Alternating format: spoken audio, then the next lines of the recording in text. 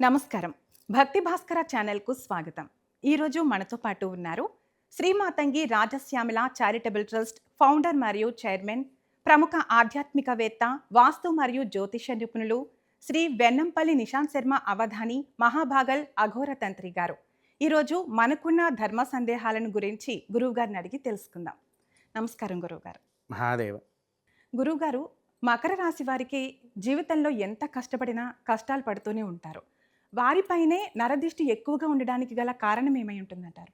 అమ్మ, క్రితంలో కూడా మనం చెప్పుకున్నాము. ఏంటి అనంటే వాస్తవానికి ఒకరికి నరఘోష ఉంటుంది అనంటే అది కేవలం జాతకరీత్యా రాదు తల్లి. ఈ నరఘోష అనేది ఏంటి అనంటే వారు చేసే వ్యక్తిగత పనులేవైతే ఉంటాయో వాటిని బట్టి నరఘోష వస్తది.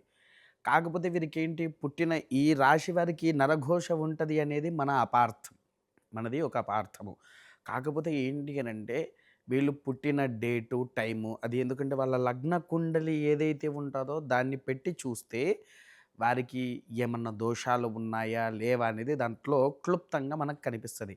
కానీ నరఘోష అనేటువంటిది ఏంటి అనంటే వీరు చేస్తున్నటువంటి వృత్తి ధర్మంలో కొంతమంది ఈర్ష్య పడే వాళ్ళుంటారు. ఈ ఈర్ష్య వల్ల చాలామంది నష్టపోతూ ఉంటారు. ఆ నష్టం కాకుండా వీళ్ళను యథావిధిగా నడిపించాలి కాబట్టి వారంటూ కొన్ని పనులు చేయాలి. మకర రాశి వారికి ఇంకొకటి ఏంటి అనంటే తల్లి, మకర రాశి వారికి కొన్ని లక్షణాలుంటాయి.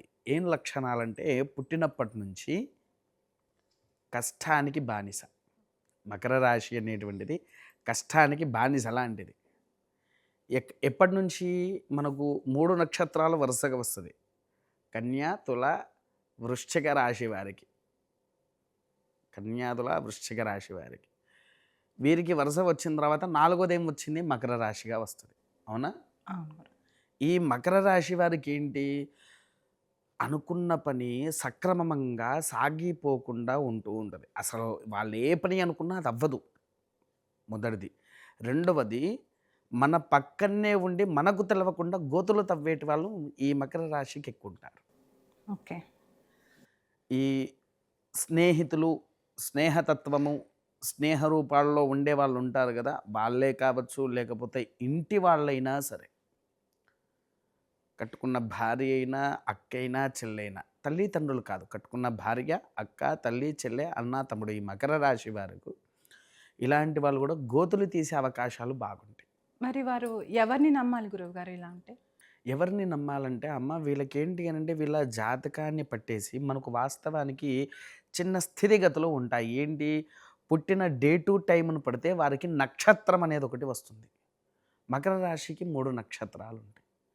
ఆ 3 నక్షత్రాల్లో ఏ నక్షత్రానికి సంబంధించిన వారు దాన్ని చూసి ఆ కుండలిలో యోగాలను, కరణాలను అన్నీ క్షుణ్ణంగా పరీక్షించి నాడీ మూలాలను కూడా చెక్ చేసి తర్వాత నక్షత్రానికి అధిపతి అనేటువంటి వాడు ఉంటాడు. ఆ అధిపతి ఎవడైతే ఉన్నాడో ఆ నక్షత్రానికి సంబంధించినటువంటి జాతిరత్నము.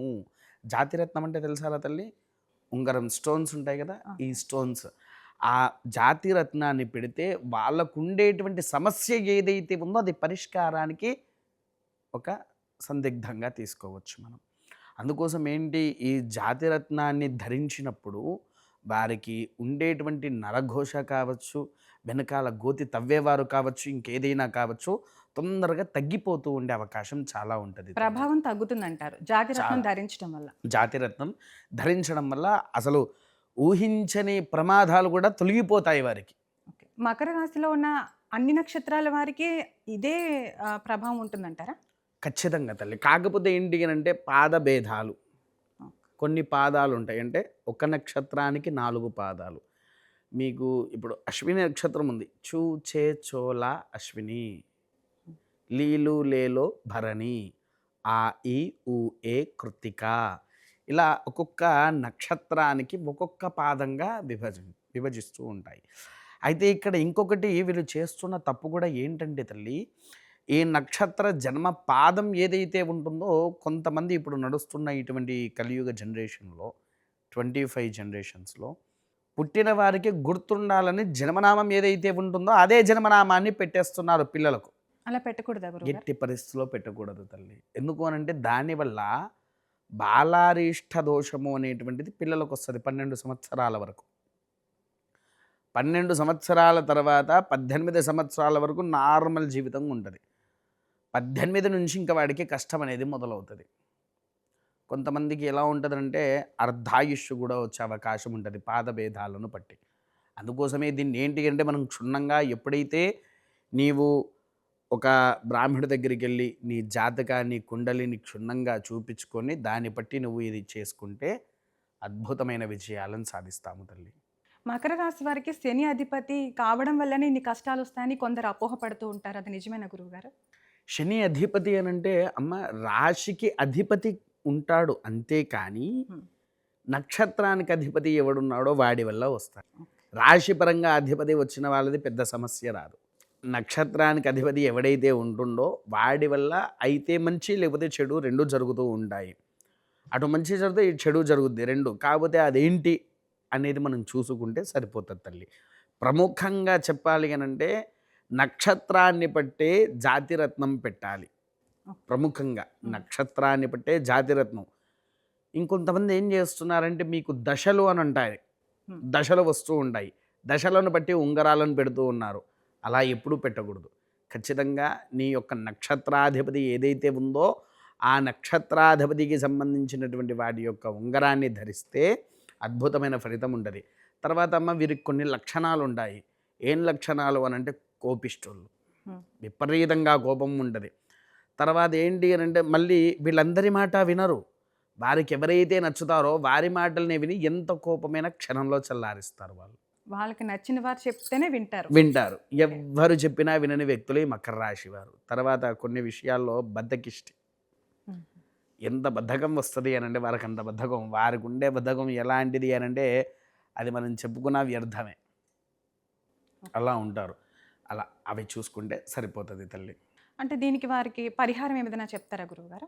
సంతోషంగా తల్లి. వీరేంటి అని అంటే మకర రాశి వారు ఎక్కువగా ఆచరించవలసినటువంటిది ఏంటిదయ్యా అంటే ప్రతి మంగళవారం రోజు హనుమంతుల వారికి 41 ప్రదక్షిణాలు గావించి అది అయిపోయిన తర్వాత ప్రతి సోమవారం రోజున పరమేశ్వరుడికి మన జవ్వాది అని ఒకటి ఉంటుంది తల్లి. అత్యంత అద్భుతమైన శక్తివంతమైంది.